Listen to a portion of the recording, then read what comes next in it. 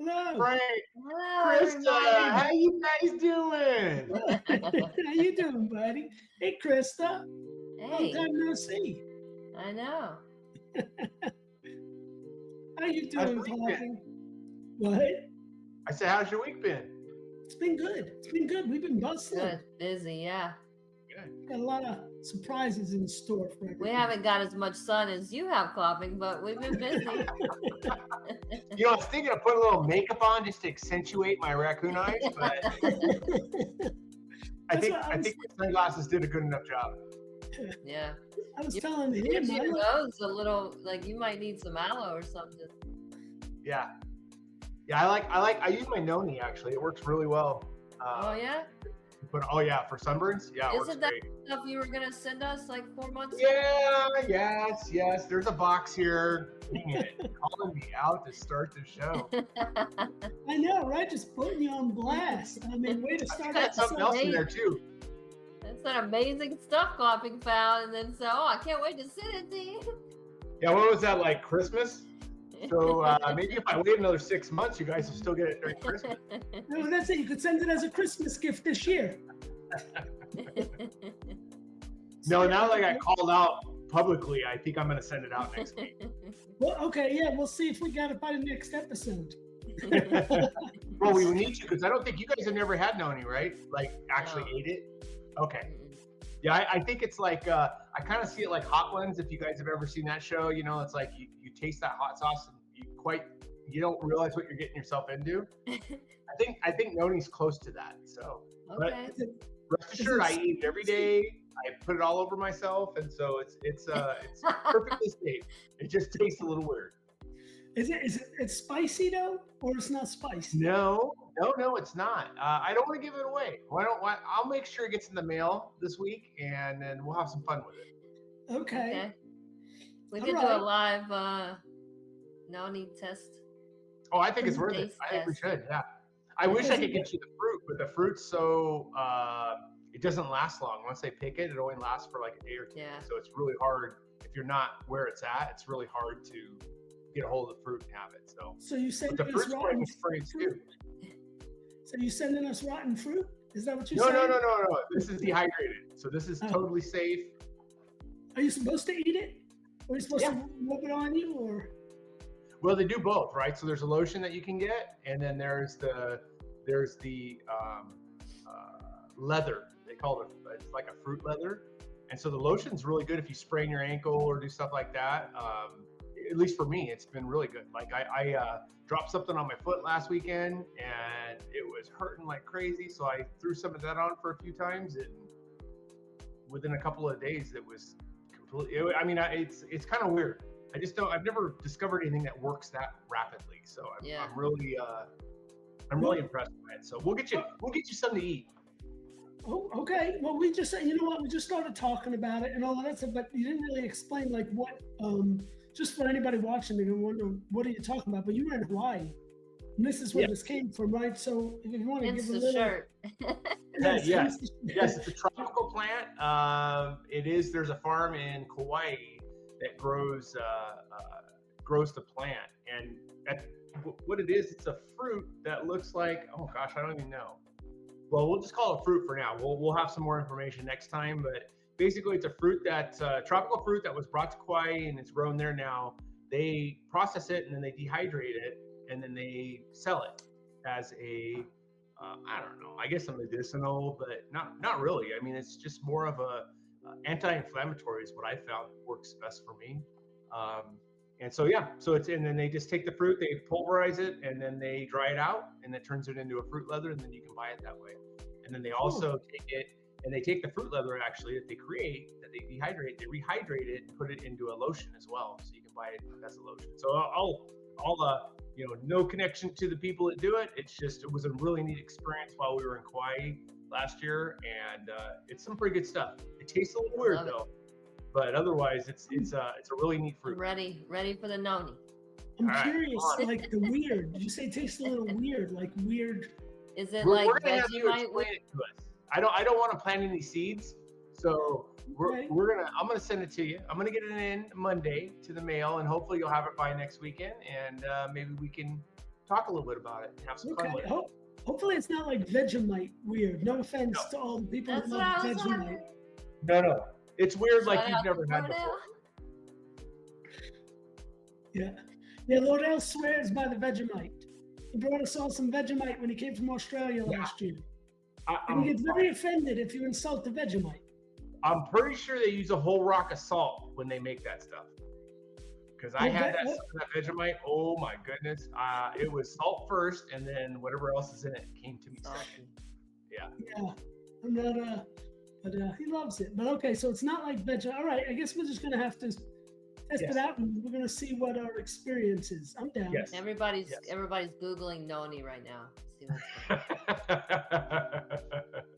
It's good stuff. I mean, it has a lot of good factors. The guy, let's do a Noni session next time. Yeah. So I like it.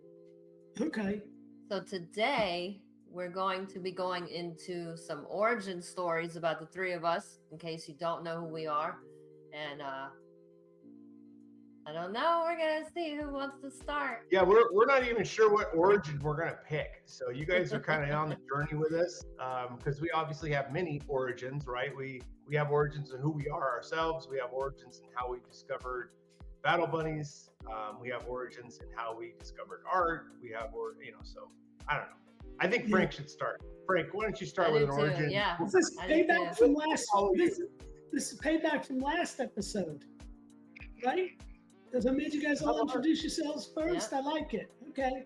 Well, I got an idea. So if we're going to do it this way, right? Maybe, we can't really ask the audience, but since we do have so many different types of origins we could go based on, and Christa obviously knows me pretty well and heard most of my origin stories.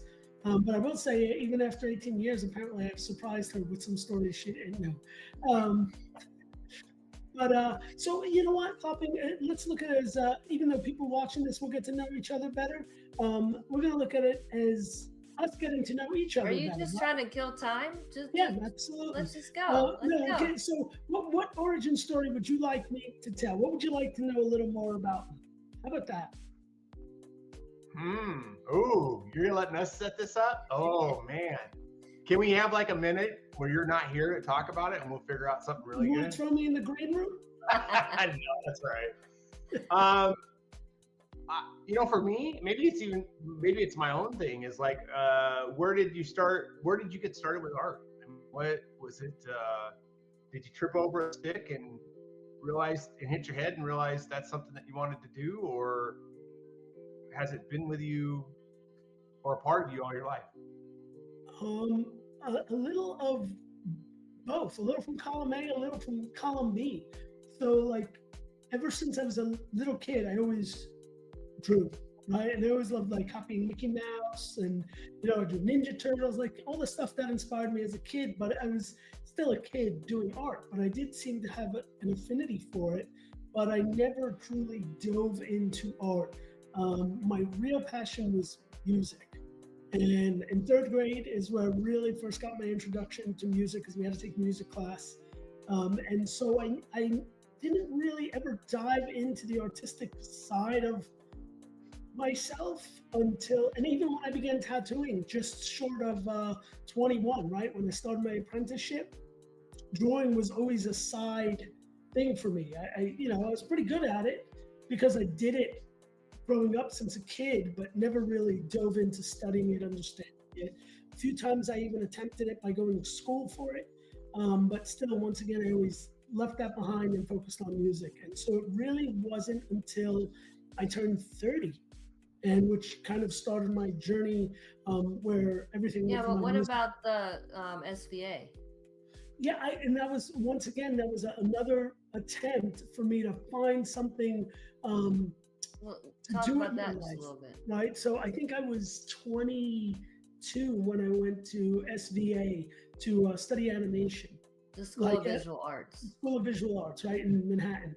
So, and it was mainly because I was already tattooing at the time, and I wanted to dive further in, but it didn't seem like, this was the 90s, so it didn't seem like tattooing was, it was the late 90s. It didn't seem like tattooing was going to be my future career. right? And so my parents, you know, talk about finding something with my art or something that would, you know, be more of a career. And because they had just legalized tattooing in '96, you know, so this was not a future. So I Oh, decided to go. that's crazy. That's a crazy statement. They just legalized. Yeah. Yeah. Wow. Well, in New York, right? Yeah. So there was other places, but in New York, for us, it was like everything was always underground. And even like when I got my first tattoo in '96, shortly before I started tattooing, I had turned 18. Um, and you know, it was shops were just slowly starting to pop up in Brooklyn. So that was the thing. And then I started the tattoo, started my apprenticeship, but we realized that that wasn't going to be a career for me. It wasn't going to be a future. So, but you know, I was good at art. So, you know, I always loved animation. Was always inspired by Disney, Pixar, like all that kind of stuff. So I decided to go to school for animation, start studying animation, and that's why I went to when I went to SVA. I did that for about 2 years, a little over 2 years, and I eventually dropped out because the stuff with music, the band, all of that started to really take off for me, and so I just couldn't focus on both. And once again, art was thrown to the side.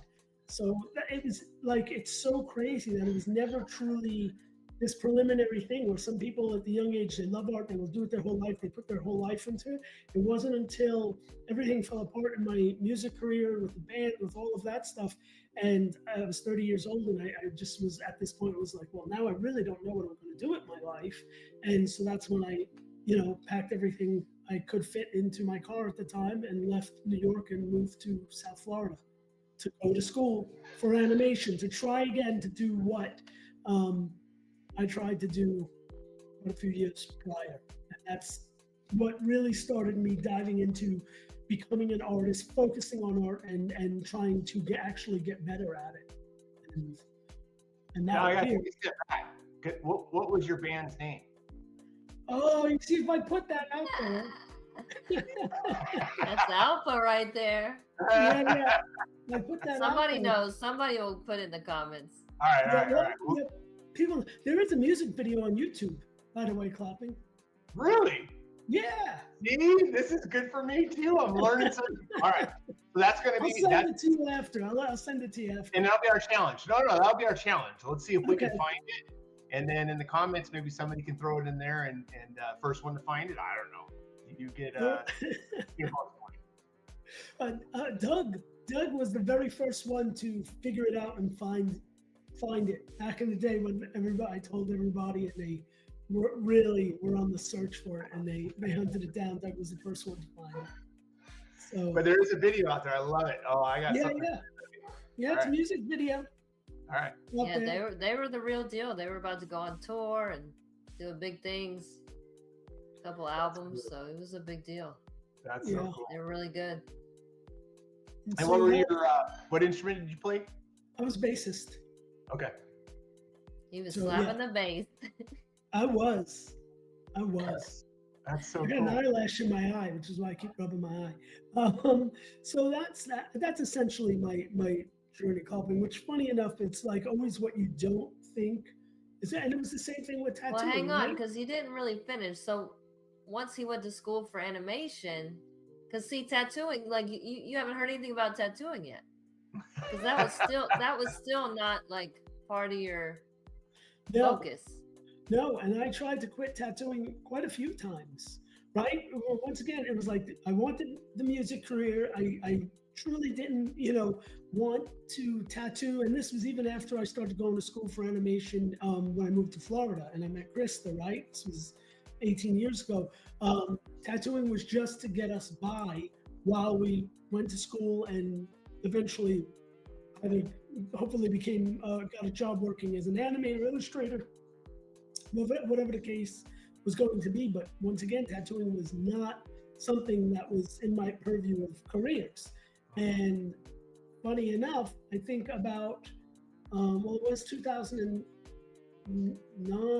2010 or so, when things really started to pick up for us. So we were in school for about 3 years, and all of a sudden tattooing started to really pick up for us. And the tattooing career started taking off.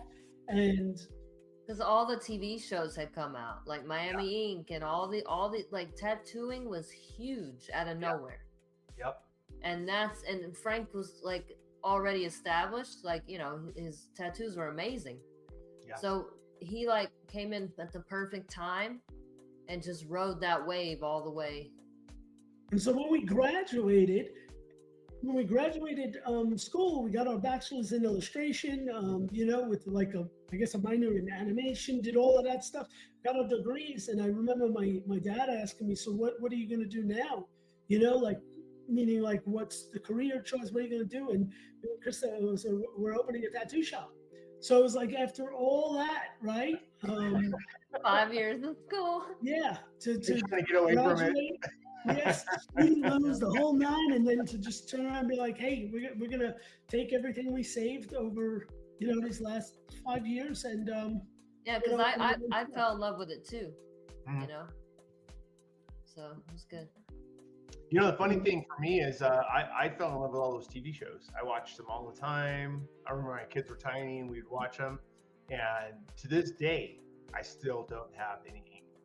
And so it's like, it's so crazy because I'd have these ebbs and flows where I would just be like, I got to find somebody.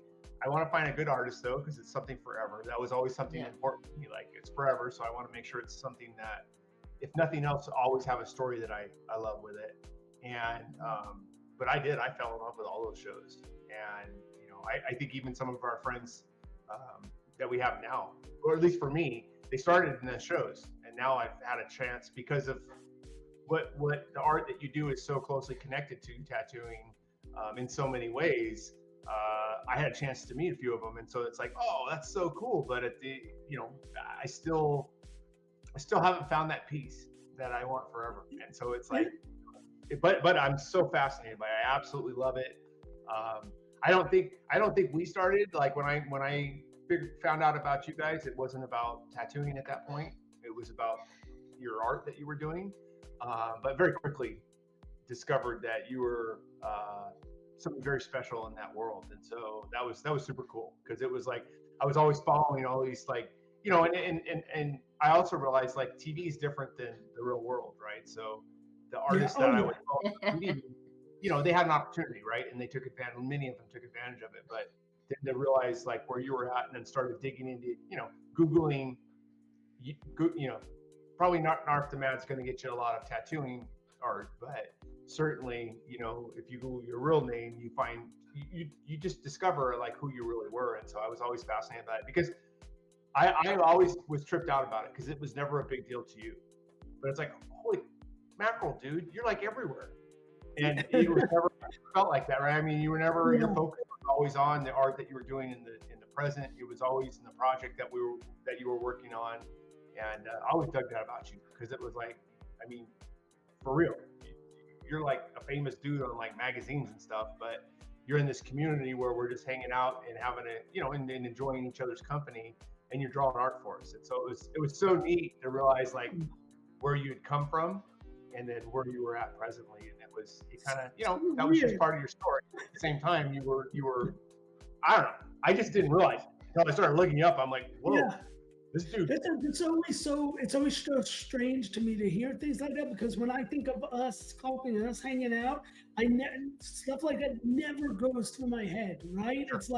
It's like in you know, in a way, like, when we talk about, like, the Battle Bunny side of things and all that, we come to you for advice, right? We look up to you for, like, your advice or your thoughts or your feedback, and it's just funny to hear things like that, because that's never our perception of our friendship or relationship together, right? So it's funny. Yep. Well, it changed the way I saw a lot of things in life. I mean, it just, because you kind of grow up in this little, you know, this little space in this little town, this little place, and, you know, I don't know. I don't know how else to say it other than you see people that have that persona, or have that, you know, have created something, and you look up to it. And not maybe always in a, well, certainly for you, from me to you is in a healthy way, but I don't know if it always happens. And then to realize you're another human being, right? And amazing. I mean, just a super awesome, super cool, says good morning to everybody in Discord every morning. It's like you and Krista, it's like you're just amazing human beings, and that other stuff that came with it, that's just part of who you are. That's your package, right? But at the end of the day, that's not what you focus on.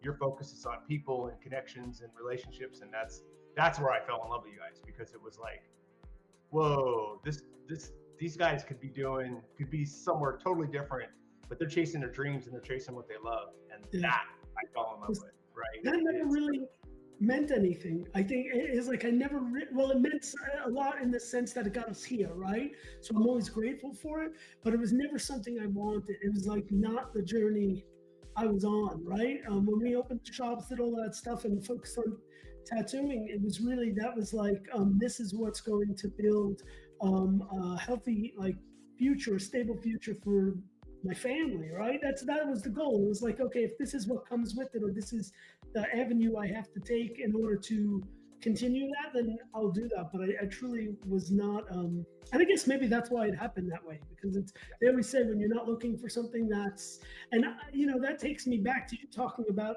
how come, getting a tattoo and you never found that piece. And I was going to say, when you were saying that before, I was like, you're never going to, if that's what you're looking for. And it's the truth. And years ago when I started getting my first tattoos, and even when I didn't like the first tattoos on Krista, right? She started getting her first. It was all about like having this meaning something special, something that you're gonna live with forever.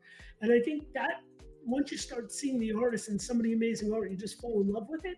It comes to the point where it's like, I just want to collect a really awesome piece of artwork, because you're gonna look at it all the time and other people are gonna see it, and you're gonna love it, even if it has no significant like meaning in your life or deep meaning or anything like that. It's like the meaning it's going to have is the smiles it puts on your face or other people's faces when they see it, and that kind of thing, and that just makes you kind of want to get more and care less about the meaning behind it, if that makes any sense. It does, and quite honestly, thanks to you guys, because you had a few of you attended Jesse's conventions in Virginia. Yep. And that changed the way I saw things, because I walked around, when we weren't hanging out at the booth and doing things, I actually walked around and kind of listened to I like to people watch, right? So just listening to people's interactions with the artist, and after they get their tattoos, and having other people come up to them. And I saw a very different side of it. So it has changed being able to be part of that, although it was for something else, it was for your art, frankly, is why I went. No pun intended on the frankly. But when I was there, I did have that chance to explore and see other people doing it. And I was like, all right, okay, it was neat, because it really changed my perception and the way that I saw tattooing. So anyway, so it's just funny. It's funny how we make those connections in life, and then it opens our minds to so many other things. And for me, tattooing was one of those things, because I got a chance to see people and how excited they got to art from people that they truly admired. And so it very much changed the way I see it. And so it's making it a little easier for me to pick that piece and go, okay, here's where I'm going to start. Oh yeah, and maybe we're going to change. It's actually that. not. I was going to say Klopping's going to get his first tattoo. Yeah. What were you going to say? Sorry, Krista.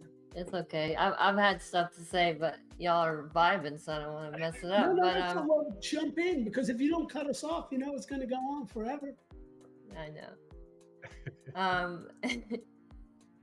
Well, it's just like collecting art, Klopping. So like you're used to going to these, I don't know what you do, galleries or whatever you do, and you find these pieces of art you love to get them to collect. It's the same exact thing. So like me, for example, like Frank talked about, it doesn't have to have meaning, right? Like I have a bat on my knee and it's eating a gummy worm. And it has no significance other than I love bats and I love gummy worms. But the reason I love it is because my buddy Matt Lapping did it from England. And so I have a piece from him. Yeah. And he's a really great tattoo artist, renowned for his work. And so that's how it is. Like people that get tattooed by Frank are collecting a piece from him. So it's almost like a custom in the Battle Bunnies world. You're getting, a Frank Lanatra. So it's just like that. Like you're used to collecting art. It's no different. And I can't tell you how many people, which actually always made it more difficult, like would come, and when they would get tattooed, they'd say, I don't care what you do. What do you want to do? Do whatever you want. They just wanted to collect the piece, right? And then they just loved it because that's what it was. And sometimes it's that experience and it's that whole thing. So, on your journey to decide if you ever want to do it, sometimes it doesn't have to be that far off of whatever, but it also doesn't have to be something so deep meaning, because I think the experience, the time spent, the connection with the artist, all of that stuff, that right there is the meaning behind it. It's your journey into your first tattoo. It's your journey into your first experience. Like, that is what's going to make it special, not what the image is necessarily. Yeah. Sometimes it's all of it. Sometimes, and even sometimes, like after you get a piece later on, it has more meaning than it did when you got it, or vice versa. Sometimes you get something, and you're really stoked about it in the moment, and then years later you're like, I could kind of like live or with or without it. Like, sure. Well, I'm getting close, so that might have to be an episode. All right. Well, hey, we could do a flow. It should be one of us should be the ones giving you your first tattoo. I'm just saying that. I will not argue with that. Okay, yeah, we could stream it live from the studio, have a Fluffle Mutter episode live, and Journey Klopping, like Klopping's journey and experience into his first tattoo. I think that would be make for a great episode. I love it. Watch me cry like a little baby. No, you'll be like, oh, it's not as bad as I thought. Well, that's to make it work, because then I won't stop. I'm a little obsessive compulsive. That's what usually happens, and that's where it hits, and you're like, you know what? I don't even I just want to collect them now. I just love the art. It's the same way your walls are, I'm sure, in your home, right? And you're collecting the art. That's the journey it becomes. Except you get to take it with you everywhere and show it off. Especially we gotta have a separate episode where we bring Cryptimus on, talk about that. Yep, I think it'd be awesome. There's a few, right? Yeah. So let's sum up Frank's origin story, because I think it's only a very small piece of it, but we got plenty of time in the future. So let's see. So he started very drawing. Yeah, am I good so far? Except I think my connection broke, so I can't listen to you just yet. Yeah, but we could hear you. Okay, perfect. So you started young, loving art. It was always. I'm gonna maybe add some flavor to it, a little extra. You always loved it. You knew you wanted to do it, and you wanted nothing to do. Well, no, you always knew you loved it, but there was this thing bigger than art for you, in a different form. Actually, it was music, and so that was really what you were chasing. You were looking for that music. I can't. He's frozen for the longest time. I can hear you fine though. Okay, well, hopefully our little thing catches up and it'll all be cool. So we'll see. This could be entertaining, just not seeing me as I try. So then about 30, the music doesn't work out. So you end up between doing a little bit of school and tasting a little bit of art, you end up moving into tattooing. And then that turns into at some point, and maybe I didn't pay attention. It's very likely. I do that a lot. There's a gap there for me, like from music going, kind of taking the side, art coming into play, and then Battle Bunnies. So, and I know there's a lot of it. The music ended when I turned 30. I moved to Florida to fully go to school, get my degree. And that was the start of the tattooing career. That was right when I met Christa, right when I first got to Fort Lauderdale. And then that was the journey to the Battle Bunnies. But when we met, that was something that we always talked about, right? Like our whole experience in animation was like creating our own thing. But we also never saw that as not something that was possible, just not something that was in our purview or future, right? Because we were so focused on tattooing, and we had the shops, and that we had our businesses, and we were living our life. We just, didn't. And then that just kind of came about and became our life. Instead, it's like, oh, well, look, we weren't looking for it once again, and now here it is. Yeah. And so that's. Now, at what point? This will be my last question, and then maybe we can, because it's either Chris or I next, and since she hasn't said anything yet, I'll elect or I'll vote for her to go next on her origin story. But before that, you got into what was the moment where you said, Battle Bunnies is it? This is what we got to do. And I don't mean like you guys have made a lot of changes in your life to really honor Battle Bunnies and move into that. But what was the moment where you knew that your shift in your life was going to be towards this Battle Bunnies thing and doing this project and getting involved with all these great people that you've become friends with? What kind of triggered? I mean, what was the transition, right? I mean, what was that? Was it a dream in the middle of the night? You said, I got to do it. Was it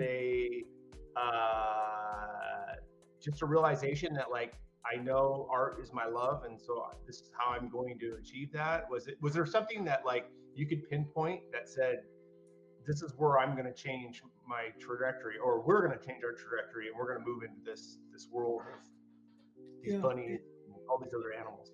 It wasn't the starting of it, right? Because the starting of the Battle Bunnies and doing like a collection, digital collectible collection, all that wasn't like the start of that. That was almost like a thing that we could experience on the side, like another project, because we always look for new businesses, stuff like that. Because tattooing, we had our shops, that was our main thing, right? So it just seemed something like exciting that we could dive into and expand on.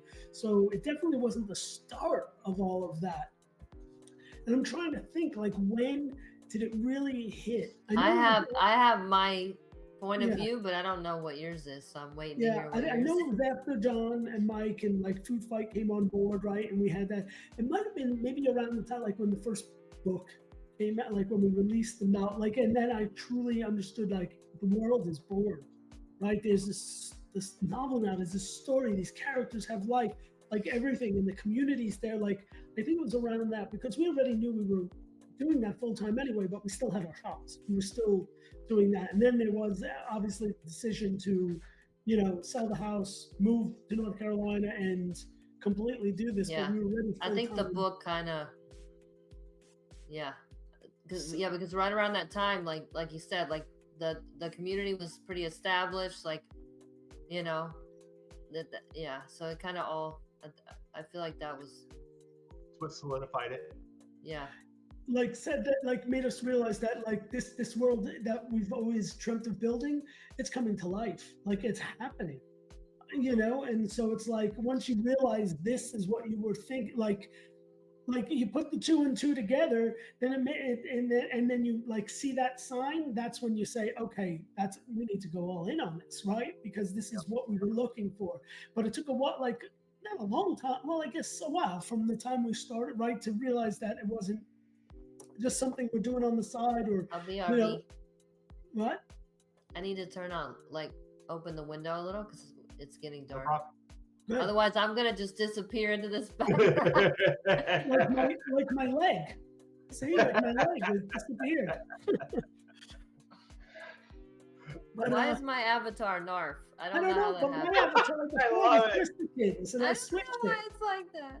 I think, did we flip-flop accounts? I don't know. Good stuff right there. That's what I think is when, it finally all kind of clicked for us, Klopping, and we realized this is, we need to go all in on this. Sure. Now, when we'll turn over to Krista when she comes back, but when did okay, my last question, and then it's Krista's turn. What was the first Battle Bunny, or anything that has anything to do with Battle Bunnies? What was the first character? Like, I'm looking for that origin, like, of Battle Bunnies. Like, when did Battle Bunnies come into? When did it all of a sudden manifest? What was the action? The first action that turned Battle Bunnies into something that you go, okay, we're going to move forward with this. So do you mean like the actual Battle Bunnies, or like the concept of me ever drawing a bunny before? No, I mean like battle, like this journey, like we see something, we have these friends that can probably help us. Like what was that event?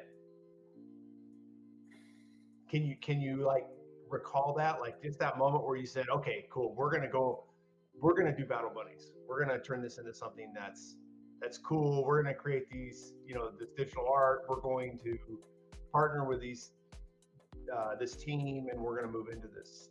You mean like the spark and the original? That was November 20. I think it was the 27th or the 29th. I still have the sheet that we wrote all the notes on for while I was on the phone call, just writing. And I remember it wasn't Battle Bunnies. It was called, oh my God, it was something bunnies, like another kind of like battle something, but it was in the idea of animals. So that was the day that it started and the initial sketches started. And then when it really got into the ideas, I don't remember how it started with the Vikings and Valkyrie. I think that was maybe like day 2 or 3, Krista, around there. But I'm trying to think of when Battle Bunnies I know that's what hit me when it was like, oh, Battle Bunny, that's the name, right? And it's like, but it was already based on us sketching these like warrior bunnies and like drawing traits for it.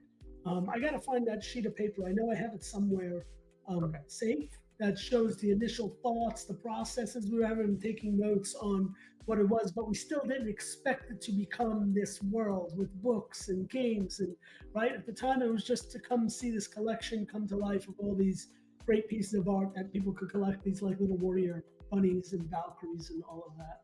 Sure. I love it. Right? I love it. Well, I don't know. You probably have a different experience of that. No, I can't remember. It's like which came first, the chicken or the egg? But I remember we were working on we did the logo together. I remember working on that, and then like I started the Instagram because I didn't know about Twitter. I didn't know that was a thing, so I started the Instagram like right away, and then I started making graphics, and we were drawing bunnies and helmets and swords and weapons and going crazy from there. We spent 2 months drawing, and then the Discord started around New Year's. I got in contact with one of my tattoo clients, and he was really into NFTs at the time. And he literally wrote me on Instagram because he had posted something on his story about crypto or something like that. And I had said something to him, and he's like, dude, you guys need to be making NFTs. And I was like, well, funny you say that. We just started. That's cool. And then he was like, oh, well, tell me all about it. And he was all into it. So he's the one who made our Discord. And he helped us in the beginning. Like, he's like, you need a Twitter and you need to do this. And, he was in like some of the bigger NFT projects at the time. So he had that perspective, which we didn't have any of that. Yeah. So he helped us. It was a different animal then too, that whole... Yeah, it was a different time. It was like the Bored Apes and all that stuff. Yep. Well, I dug it because I never, and maybe just as my perspective, but I never felt like it was about that piece of it. It was more about sharing the story. And that was a venue or an avenue that you guys found that you could do that at the time. Right. Because it was popping and things were happening. And, that I always thought that was the coolest part about it. And I think that's certainly why Battle Bunnies is still around and still doing and growing and changing, is because it was always about the art. It wasn't about, it wasn't about something electronic, or it wasn't about throwing something out there and then walking away from it. It was always about Battle Bunnies and the company that comes with it, the brand name, and certainly one of the few projects that I'm still involved in, and because of that, right? It really became part of a community. I feel like I'm a family member. It's not about, these digital collectibles that much anymore. It's really about, it is for me, because I appreciate the art, and it's one way that I can collect the art, right? But at the end of the day, the community and being able to jump in and, places where we go to meet up. I mean, that's some of the most fun I've had in a very long time. It's just a really, really neat group of like-minded people, right? And we all get together and just, you just be people. And it's kind That's of what neat. we look forward to, right? Every time we just look forward to the next time we all get to be together again, or even a small group of whatever. Just the times we get to see each other in person again is something that I think we all always look forward to. It's such a melting pot. I mean, it's such a neat group of different people with everyone. I mean, I think everyone has art in common to a certain extent, but then also art comes in different flavors, right? Gaming, art itself, art like drawing and stuff like that. But also just being people and just existing and having somewhere where everyone kind of gets along and we have that in common, your art in common. And I just think that's the coolest thing. I think what a neat way to share something you love, to bring people together with it, and so, but I think it's still unreal for Krista and myself to realize that, like, in the tattoo world, for us, it's a singular journey, right? You and your client, that's a fan right there, or that's somebody that loves what you do. And every time you have a new client that you're working on, and even though you have your clientele grows and you have a huge clientele, still, right? It's always this one-on-one, and that's right. But to realize that people love what we do on this scale, that's a very different experience. And then before we get to Krista's origin story, because I really want to hear it, because I think I've heard yours a little bit. I mean, in my head, I have a little bigger picture of you, Frank, than I do of Krista. So I'm really excited to hear hers. But I think something else that's really cool that's happened is this people follow you, and I would argue to a certain extent inspired by you. I think we have a member that has kind of spun off his own stuff and started creating some of his own art to share with the world. I don't know if we want to pick on him right now, but it just made me think of him as you guys were talking about this. We should pick on him because he's in Hawaii right now, enjoying himself. See that, and that's just wrong. That is absolutely, it's freaking windy here right now, and yeah, and it burnt my face, and so I could have been in Hawaii. Well, since you brought him up, I know we can make a quick mention of him, and that could be our little segue, and then we can start on your little origin, Krista. How about that? Yeah, so AJ, aka Reptifibian, is very creative. I know, like he makes all this cool stuff. Makes deck boxes, business cards, like just everything. And I think just some of his stuff is just so unique and wonderful. And it's really great to see how far he's come just in the time we've known him, and see how far the stuff he was doing. Oh, look, Krista's got hers right there. That's cool. It's got a little logo and stuff. That's so cool. And I just think it's so neat because it's such an inspiration, right? You guys are an inspiration, I think, to other members, and then I think we bounce off each other, right? It's like, and then AJ's inspiring others, and so I just think it's such a neat community that you guys have allowed to exist and be part of. You always say that it's not ours. And you guys inspire us just as much, right? Everything we're doing is inspired by the community. Yeah. Right. So it's like it's this symbiotic relationship and friendships that have grown, and we're on this journey together. But truthfully, everything we do, right? We always talk to the team, the community, like just to get feedback, just to get the ideas, to see what so we build it together instead of it just being our journey. Like Krista and myself's journey, it's ours as a community, as a Fluffle. It's our journey together. And I would remember that, like early on, jumping in, we had our Friday draw nights, or drink and draw, I think they were called, and just jumping in when you were actually creating some of the original art that was part of the project. It was being developed like on the fly with people's feedback. I always loved that. I remember people like, hey, do that, do this, put that color, or try this, and just to me those are little things, but they mean so much. Yeah, it's like I get to feel like I'm part of something bigger than me, and I don't know, maybe not everyone needs that, but I certainly do once in a while. So definitely one of the things that I fell in love with is just being able to, I guess it just goes back to being part of a bigger community, not just myself. And so and for us as artists too, it helps us get outside of our own bubble, Yeah. Right? When we're drawing and doing or creating and doing that, sometimes you're just stuck in your own bubble, your own head, your own experiences. But when you're around so many amazing people, then you get to share in their experience, their thoughts, their ideas, and it helps you grow as an And look artist. at how smooth is it that we start talking about this community when Christa is slick enough to be able to stick it on the screen for us. So if you guys want to join us over at the Battle Bunnies, jump into Discord, and that's a starting point. And I will say that I've been beat up a few times because Christa, well, and there's many, but certainly Christa does a lot of work on in Discord to make it a really neat experience. And there's some journeys as soon as you jump in that you can do. I'm sure she can talk more about them. I struggle with them because I'm a little slow at that, but and she's a very creative person, and so I do have to work hard at achieving my goals in the Discord. But even if you're not a game player or interested in that, the people that are in the Battle Bunnies Discord are just phenomenal. And I dare you to jump in the morning, anytime between 6 and 9, and say good morning, and not and wait longer than 15 seconds before somebody bounces back at you and says it back to you. That's so cool. That's so neat. I feel like I'm in a coffee shop and I don't have to leave my house. Mm-hmm. So yeah, that's right. Coffee with the So, all right, yeah. So let's take on Krista's. Do you want to hear the same side of Christa, right? Because her art journey, right? It's very different than mine. I will say that. Yes, we I wasn't in a cool rock band for years, No,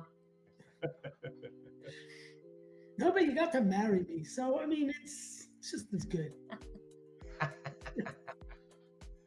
So where did your start in art? Wait, where did you start? Never mind. Where did your art or your love for art come from, Christa? Yeah, so that literally started as long as I can remember. Yeah, like my mom and I have some, but I have drawings from when I was like 2 years old. As soon as I could grab something to write with, I was doing that. So it was just natural. It was just what I wanted to do all the time. I was an only child, so I had a lot of time on my hands because I had nobody to play with. My mom was always working. So unless I was hanging out with my cousins, I was by myself, like in my room, watching TV, movies and stuff. So I would draw kind of like Frank, like what I saw. So I would take I had Disney books and VHS, the old clamshells, and I would just draw that stuff. And I always gravitated toward realism. So that's my main style. And we'll be popping up stuff on the screen here. That way it's not just us blabbering. But what was your first, as you can recollect, what was your first Disney movie that you remember watching? I know I saw Little Mermaid or Beauty and the Beast in the theater. It was, whichever, I don't remember. It was one of those, because I know I was obsessed with Little Mermaid. Like I had everything. I had the nightshirt and the sheets for my bed and all that stuff. Because I think Beauty and the Beast came out before me, I want to say. So I think it was Little Mermaid. And then I remember going to see Snow White and the Seven Dwarfs on ice. Remember they used to do the Disney on Ice? Yep. So that was a big deal. Yeah. But that's where your inspiration started, like when you were doing art, was with Disney, and then it kind of grew from there. It was like a little bit of both, right? Like I loved Disney because I loved the look of it, but then as an artist, I was drawing realism. Like I was drawing like real portraits at like 5 years old, and like they weren't good by any means, but that's what I would draw stuff around my room, and I wanted to get it as close to the real thing as possible. That was always my goal. And it took me until I was like 25 when I did this Captain Spaulding painting, and I did it to the tiniest micro detail. And that's when I was like, all right, I'm done with realism. Like I hit that plateau where if I want, to make a photo out of paint, I can do it. And so then I started getting into like, well, now I want to do watercolor. Now I want to do this. And so I've just always been doing different stuff. That's cool. So where did you? Okay, so let's see here. You guys met in art school, right? Yeah, Day I was one. 20, he was 30. Okay. And so, okay, so 20. So you pretty close to out of high school then. You had a Yeah. few years. Were you doing any drawing, tattooing, or anything like that during that time, or was it kind of just a transition? No, so when I was in high school, I was able to do like honor classes, and so my honor classes was English and art. So I did like this advanced program of art, but mind you, I was in Alabama, so don't get twisted like it was some really fancy thing. Sure. But it was as much as I could do. So in high school, we had the representative from the Art Institute come and do a presentation, and I was like, that's where I want to go. So I always knew I wanted to go there, but after high school, I wanted to just mess around for a little bit because I had a really like hard childhood. So I needed like a year to just get my mind off of life. And so that's when I moved to Maui and hung out on the island for a while. And then I was ready. I'm like, all right, now I'm ready to like get my life going. So I moved back home for like 2 months, and to get ready to figure out where I wanted to go to school. I chose Fort Lauderdale and then moved down there. So that year on Maui, it's funny because I saw like there was like a couple tattoo shops on the island, and I had always wanted to get tattooed, but I didn't. And I was drawing tattoos on the island for other people. That's cool. So I did that a little bit. And then back home in Alabama, like all my friends had tattoos, but none of them were that good. Like, I'm like, that doesn't look good to me. I don't want, and it was like one local shop. So I never did it. And, I wanted to be in animation because of the Disney thing. Like I wanted to paint a background like this, for the movies, like, because the old school Disney movies, all the backgrounds were paintings. And so that's what I wanted to do. But then when I went to school for animation, you realize everything's on the computer now. Nothing is done by hand. That's when I realized, like, okay, this isn't what I'm going to do. And so, 2 years in, we switched from animation to illustration because Frank's tattoo career was taking off. I didn't like the computer side of the animation. And so we went into illustration, and that's when I started painting. So up until that point, I'd only painted in watercolor, like in high school and stuff. And when I discovered oil painting, I was like, this is where it's at. Like, it came to me so natural. I loved it.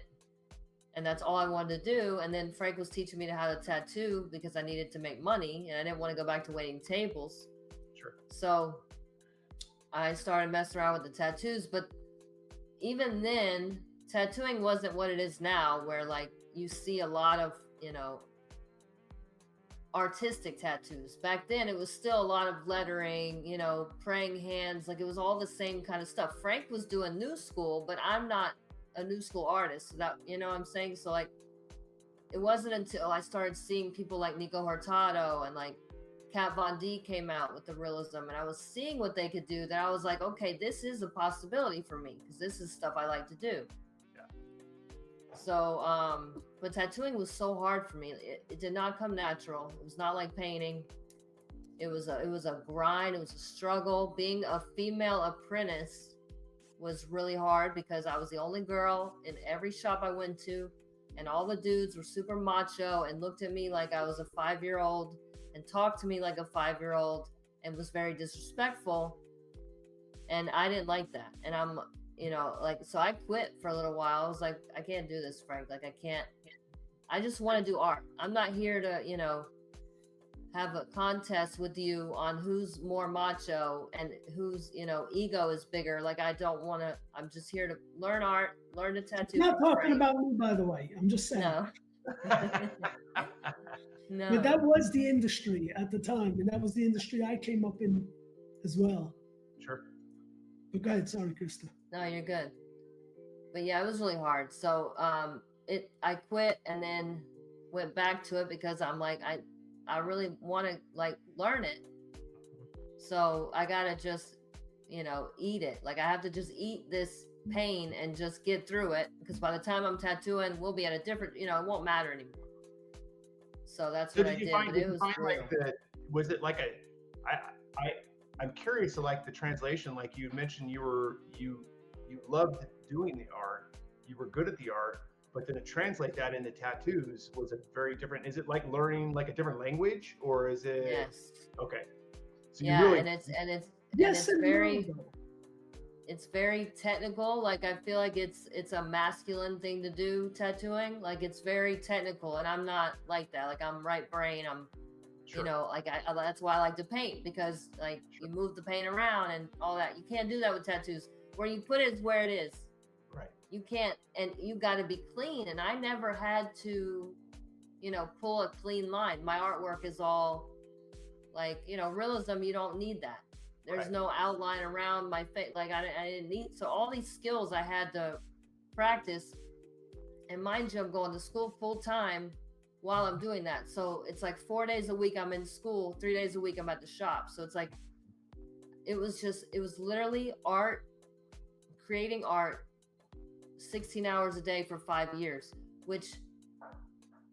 and in all that time we're doing tattoo conventions. I'm cleaning my shop owner's house for money because I had no money. I am, you know, answering the phone at the shop. I'm cleaning the tattoo shop every day. Like I'm scrubbing tubes for an hour a day. So it's like, it was just a wild, but it's so good because by the time we graduated, I could tattoo, I could draw, I could paint in 5 different mediums. Like by the time the 5 years was up, I could do it all. I could run a tattoo convention. Like I could talk to people. Like it was great. Like, but it was a grind for sure. Yeah. Now, is art, painting, is it, or tattooing, is it like riding a bicycle?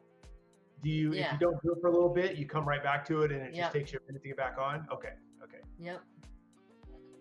That's it. It is. I will say though, coming back and lining, you know, it's like there's the more you do it throughout the day and every day, it just gets it's like anything else. So there's that little bit of rustiness in, but at the same time it's not, because it's like everything's there in your head. Muscle memory. Everything, muscle memory and everything. It's just that get out of your own way. Warm up. Right, it's the same thing. If you play any sport or whatever, it's like you don't play for a while, but you know how to play the sport, but you still got to warm up, right, before you exercise. So, but it's the same thing. It's like, and so usually now get into it, you just start somewhere that's not very significant. When you get back into it, just get your hand warmed up for the day before you move into other things. So that's. But other than that, everything is still the same. I just think I am always so taken back by artists, because I just, although I love art, I don't know how to do it. And so that's where I'm always just, I love listening to artists tell their story and how they do things and why they do what they do, because it's like, my brain does not work that way. Now, and I think Frank, you always tell me it can, you just need to dig in and do it. But I try. I mean, I have all kinds of, you can't see, but I have all kinds. I went to the store and I got art supplies everywhere. And I started just like, I'm starting to watch videos and stuff like art appreciation and history, just to understand where things have come from. But I'll tell you, when I sit down to do it, I'm super excited and I got this idea. And then when I'm done, I'm like, what in the heck is that? And so I still have a long ways to go. You guys, I think you were probably naturally artists anyway, and that school on top of it just compounded that and helped you grow in every which way. But you are an artist in many ways, Klopping. Like, in my opinion, everybody is an artist because everything is an art. Sure. There's an art to everything. It's like if I cook a meal, cooking is art. Like how you do what you do there's an art to it. Yeah. But it's just nothing is called art except for the, visual arts and stuff like that. So it makes people feel like they're not artists, but I don't like that, because I feel like I could watch you do something and be mesmerized by how you do it, because only you can do it that way. Yeah. Yeah. Like I watch roofing videos sometimes and watch how they put these metal roofs on, and there's an art to it. Like there's even like the way their process, and like the way that there's an art to all that. And I love, so yeah. No, it's true. I know what you're saying. And especially now that I get more involved in art, I certainly see that. Because there are some paintings, especially when you start moving into the abstract world, and you actually watch the artists do it, and it's pretty simple. I mean, what you see, right? I'm not going to suggest that I'm in their head and know what's going on, but just what I'm watching oftentimes seems simple. But then when I take a step back and have it in front of me and able to look at it, it's just, I don't know. I mean, I don't know if it's age. I don't know if it's maturity. I don't know what it is, but I went from going, wow, that's just a circle on the wall, to like, wow, what's really happening here? What was going on in this moment? And I think that's where I've started to realize, art it's like that fourth dimension, right? Art has this thing of time in it as well. It's like, when was it done? Yeah. Where were they at? So that all plays a role into what you see at the end of the day. And the more you understand about the artists and the moment that they were painting, I've discovered that just tells me so much more about that piece that I see. It gives me so much more depth. And so when I watch you guys, I mean, I've watched you do some customs for people, and when I'm watching it, I'm present. And so I get to take that with me too. It's like, so now not only is it a piece that you've done, it's I got to experience that piece with you. And I love that. And I love it, when like Drink and Draw Fridays with Frank, watching him draw as well, same thing. It's like, now I have this another layer, another dimension in the development of this piece that I get to take with me. And so, and you guys even mentioned it with tattoos earlier, like I feel like that's even part of that too, because you're there, you're involved. It is. If you're getting a tattoo, you're there, right? So you get to take that moment or those hours with you as well, that whole process, that becomes part of the art. And so it's just so much simpler, I think, it's so much more complex than just a painting or a picture on the wall. There's so many more layers. It is, because it's also the energy that goes into it, like what I'm feeling when I'm making that is in there. So it's like with tattooing, like if you have a bad day, or like you're going through something personal and you have to go tattoo that day, it's gonna come out in the piece. You can't help it. Sure. You're gonna try to do your best. You're gonna try to like leave that at home, but it's still gonna be in there. Versus if you're like just in a great mood, man, every line comes out like butter, everything goes smooth. And but then also, like, the thing with tattooing that's crazy is like it's my energy plus the client's energy mixed. Yeah, that has an impact on it too. It has a huge Clients, impact. you could be in a great mood and they're moving, like not even on purpose. They're in a good mood and all that, but they're twitchy, or they went out drinking the night. Like, there's so many impact, right? And then now it's creating your struggle with what you're working in there, and it's a very different style of artistry, right? Because when you're painting on a canvas, or even if you're doing electronically, it's you and that piece. Versus doing tattooing, I guess that adds that additional. Now you said that, I see that differently, right? Now there's this idea comes with it, and who knows what that's gonna be. That's why you get real picky with your consultations. And you get and you, like, because you realize, like, I have to spend a lot of hours with this person. I have to touch this person, right? It's a very intimate thing, tattooing somebody. And so, if you're able to, you have the clientele, whatever, you have wait lists, whatever, you want to do your best work, and you want to, even like the idea is like, I want something that's going to make me excited, because I don't want to give you a tattoo that I'm not excited about. It's not fair to you. So a lot goes into it. The same thing with a painting or on canvas, digital, whatever. If you're frustrated or whatever, you can just get up and walk away. I'll come back tomorrow. I'll come back, right? Can't do that with a tattoo. I mean, there's times you get to a certain point and be like, look, we'll do another set. We'll call it at this time, and we'll work on this next session.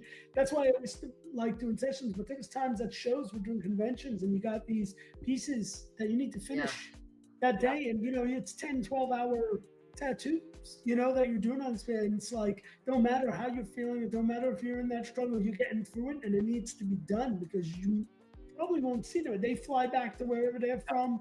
You go home, and there's a lot of stress behind those kind of things too. Yeah. Knit, Now, Krista, so I think you explained it just a little bit, but you were talking about your perspective on how it all started with Battle Bunnies, like ground zero. Can you? I talk a lot, so I don't listen as well as I probably should. So you probably already talked a little bit about it, but can we review that real quick? What was your kind of your perspective on the origin of Battle Bunnies and where, like, day one where it started? I think the date we agree on, November. What was it? November. Yeah, it was the end of November, 2021. Yeah, Frank was talking. Did I get that? It was like it was a napkin, piece of paper. It was a little spiral notebook. Your little sketchbook, like yeah. this. These little spiral, and I had that in the office. I was in the office at the shop. And I was just, I usually write notes on it or doodle. It's just what I keep. It's like scrap paper in a book. Yeah, we had talked about it before that, just kind of, random conversation, because, that you were starting to see stuff on TV about, like, Bored Apes. I think Jimmy Fallon was talking about it, whatever. And so, you start hearing things and you start wondering what it is. All we knew was it was art. Yeah. So, and it seemed like everybody else was doing it, like. Yeah.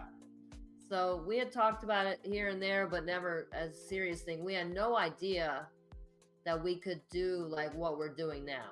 Like, we had no idea that it could be a tool, like we were talking earlier, that we could use to give you guys characters and to be able to, connect everything and all that and have this community and all. I mean, that was not, we were just looking for something to do, because when COVID happened, we had to close our shops, and that made us nervous because we realized how fragile we are, being, not a necessity. It's a luxury. What's the word? Luxury. So, they could just shut you down whenever. And that was our livelihood. Like, if we can't tattoo, we can't live. And so we started looking, or we were open to, how else do we put our art out there? Because with tattooing too, like, you spend, 20 plus hours on a design, right? And then you take a deposit and then you do the design, hoping they're going to get tattooed, because stuff happens all the time. People you don't ever hear from them again, whatever the case is. So you spend 20 hours and get this little deposit hoping that you're going to tattoo them. But then you've got to tattoo it. So you design the tattoo basically for free. That 20 hours you don't get paid for. You're getting paid for the tattoo because you got to do the design again now. So So when you're making $200 an hour, it's really cut that into quarter. It's not that. Yeah. So we were always looking for ways, like, how do we get our art to live longer than, a tattoo or a digital piece that then goes nowhere, because we designed this for a tattoo. So it's like cut out, and, it's not like we could use it for something. Like, some of Frank's works, some of his tattoos are full pieces. So he could have used it for something else, but, like, we were looking for something more. Like we talked about, we were in school, we wanted to do something together. We wanted to do more than just be tattoo artists and, one off here, one off there. And all that time we were spending designing pieces and running the shops and doing all that. You're not spending that much time doing art. And then the tattooing literally breaks your back. Like, both of us, our spines are so jacked up from tattooing for so many years. Like, you can't do that forever. You can't do that into your 60s, 70s. Like, you can't. So what are you going to do then? People do it still, but it's not it's not our journey. Punishing. Like, what are you going to do then? So we were looking for something. We didn't know what.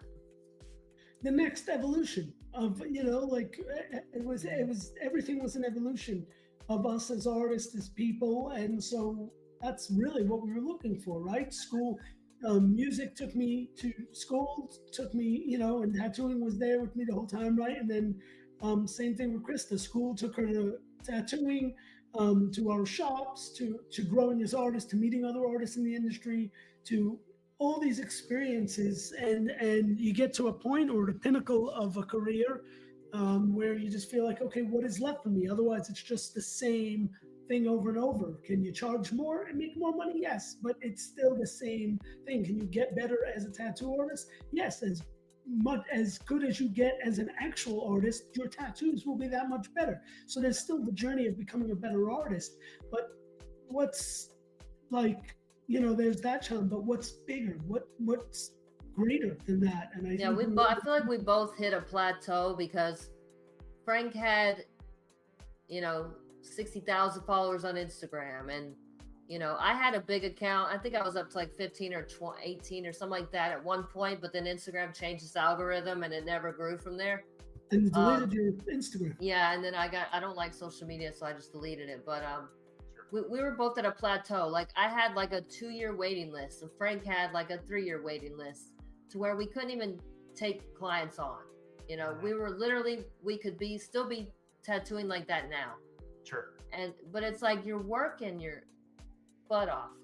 And you're committed to that for however long. Yeah, that was the other thing. Like we could never take vacations. We could never do anything because we were always working. And you've got your shop. You got to run your shop. You have apprentices. You have other artists. You've got to, it's like so much. And it's like, what are we doing? What we're just working to live. We weren't living. Now, none of this feels like work. I have to say that. Yeah. We're tattooing. Some of it felt like work. Like I got to drive to the shop. I got to sit there. I got to like physically work, which was killing me. Like I have migraines 4 times a week. Mm-hmm. So it's like, yeah. So I think we were both hit a plateau is what I was saying. Oh yeah. And I can think of, we'll have to wait for another episode, I think, but I can think of some stories that even have happened more recently that have even given you more clarity on kind of how to move forward with things. And so I'll kind of leave that as a teaser for something in the future. But okay, well, and I got a few of them. And you probably have some different ideas even beyond what I'm thinking. So I think we can have a lot of fun with that. So, but yeah, no, I mean, it's been great. I mean, my origin's simple. I have a wife that's super artsy. I call it artsy fartsy. Maybe that's not appropriate, but whatever. That's what I call it. And she's been into theater and singing and dancing all her life. She has a master's degree in theater arts. She teaches theater in middle school. My daughter went to a theater school. She's auditioning now to be in the arts, and so I guess I just kind of was forced into it. I don't really know that I actually had a chance as I reflect on it, but I fell in love with it. I did. Because you could have not. That's the I think the neat thing about it is she's now turned me into a monster when it comes to art. I'm a collector by I guess it's not really nature. By how nature. I was. Yeah, by nature. And so our house is full. We have no more space on the walls. And we actually just bought some more the other day. And so that's kind of where I fell into the art world. And then my profession is technology. And so I saw the blend of the two and really dug it. And so that's how I kind of, there's a little bit more to it that I'll save it for another time. But I found you guys in a really neat way that had to do with people first. And that's what I love, because that's so cool. I mean, it's just that I came into this not looking for a quick buck. I came into it not looking for random art. I came into it because I had some friends, and those friends took me or brought me to you. And I almost feel like that's kind of your guys' together origin story, kind of same thing. You had a true love for something that brought you together. And I feel like that's what brought me to you, is that I had some friends that had a love for the love that you have. And so it's just like this big circle that just keeps on growing, And so, but really, I still, like I said, now you guys have taken me to the point, and I really do. I don't want to say blame it on you, because it's not a blame. You guys have taken me into this world where I want to get more involved in it and create versus just being a consumer. And so I love it. I love the journey I've been on so far. You guys have motivated me to take on some things that I never thought I could or would. And so I'm fairly certain I'll never be an amazing artist, in the sense that I'll be well known, but I don't care, because that's the other thing you've taught me. It's like, enjoy what you do first. And so, I've got that from you guys. And so that's helped me just like, hey, I just want to go at this and have fun with it. That's really my ultimate goal. And then continue to share my experiences with my friends, you guys, the people that I've met in the Battle Bunnies, and it's been a good ride, and I think it's all going to get better. So, and I think that maybe we're probably well within our time that we were talking about. So a little bit. We still did pretty well. To say our goodbyes for the day. But yeah, I just realized I didn't say what I was going to say before. Maybe we could cut this in there. Absolutely. What you got? What I was going to say is we got to that plateau because we didn't care about the fame. Like, we could have gone on Ink Master, we could have gone on these shows, and like at one point we had thought about it, but we didn't want to be like, because Frank says all the time, like, he didn't want to be famous. It happened because he's so amazing, but we weren't looking for that. And so that's really what we saw. And this was our experience. It could be different for everybody, but when we were in the industry, it was like that was the only other place we could have gone, was like TV, or like reality TV, or like some kind of fame. And we weren't looking for that. Some artists do like their own supply companies and stuff like that. Wasn't our thing. So that's what I was wanting to say, is that we didn't. That was like the only other place we could go, and that wasn't who we are. Yeah, and I think that's and it's evident, right? I mean, and just how you guys handled the project, and how you handled the people in the project and your friends. I mean, it's I don't know. Well, to me, it's inspiring, because it's not typically what you see of people that have had shared or had any level of fame, right? It's not common. Usually people eat that up and they want more of it. And so you guys kind of went the other direction, realizing like that's not, the way I see it is we realize what's important in life, and our friends and the time we spend with the people that we love. That's what matters. It's not about getting bigger. It's not about having more shows. It's not about having more limelight. It truly is about just enjoying life and every moment of it. And again, I think there's another experience that you guys had within the last year, maybe it was, that really even brought that up even more, right? And helped you realize, or helped you guys come to that conclusion that like, this was the right move. This is the right direction. And these are the right things for us to be doing. Yeah. I think we'll see. We'll use another. Okay.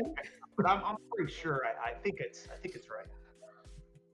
You're probably right. You spend a lot of time talking to us, and we have a lot of these long conversations about things and our thoughts, and so I'm sure we'll get into that journey as well in the episodes. Oh yeah. I thought that was your arm for a second, Frank. That's the chair. Yeah. When you said that, my head went some weird places.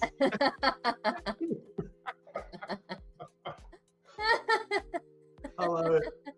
It was sticking out so randomly. I didn't even. There you Give me go. a tongue. I love it. I thought because it was your leg earlier, it was like this. So that's what it looked like. Like I thought that was his arm, and his hand was gone or something. Or his leg got skinny. One of the two. Yeah. Oh. All right. Well, that's so it for us, everybody. What you guys? What? Oh yeah. What? Thank you. We gotta say goodbye. No, what? We have to say bye. Oh yes. My cheeks hurt. Goodbye from. I wish I was in Maui, but I'm not. Yeah, I'm right there with you. I'd like to be there with you. Yeah, AJ. Next time you take all of us with you. That's right. So, Well, thanks for hanging out with us, guys. Everybody at home, hope you enjoyed it. A lot of good stuff to come, and stay tuned and have a great week. That's all I got. All right. That's it. Love you all. See you on the Thank you, next everybody. episode.